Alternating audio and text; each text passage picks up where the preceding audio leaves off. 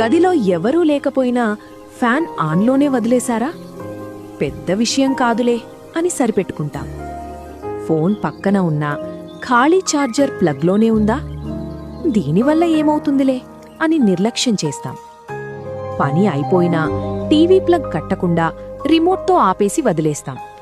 ఆ చిన్న red light కూడా నిరంతరం కరెంటును వాడుకుంటూనే ఉంటుంది. గట్టిగా బ్లాంకెట్ కప్పుకుని ఏసీని 16 డిగ్రీ సెల్సియస్కి నడిపిస్తే ఆ కిక్కు బావుంటుంది కదూ. బయట వెలుతురు బావున్నా కిటికీలు తెరవకుండా లైట్లు వేసుకుని కూర్చుంటాం. నా ఒక్కడి వల్ల ఏమవుతుందిలే అని దాటి వెళ్ళిపోతాం. కాని ఇదే విధంగా లక్షల మంది ఆలోచిస్తే? మీకో నిజం తెలుసా? ఒక ఖాళీ గదిని వెలిగించడానికి కూడా ఒక పవర్ ప్లాంట్ పనిచేయాల్సిందే. మన విద్యుత్లో ఇంకా 70% బొగ్గు కాల్చడం ద్వారానే వస్తోంది.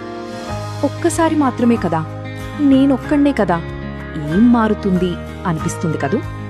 కాని అలా అనుకుంటూ కొన్ని లక్షల మంది అదే పని చేస్తే ఆ చిన్న అలవాట్లే పెద్ద ముప్పును తీసుకొస్తాయి. ఈ చిన్న చిన్న అలవాట్లను మార్చుకుందాం. అదే పెద్ద మార్పులకు పునాది అవుతుంది. మన విలాసం భూమికి వినాశనం కాకూడదు. ఇప్పటి మన బాధ్యతాయుతమైన ప్రవర్తనే భవిష్యత్ తరాలకు మనమిచ్చే కానుక.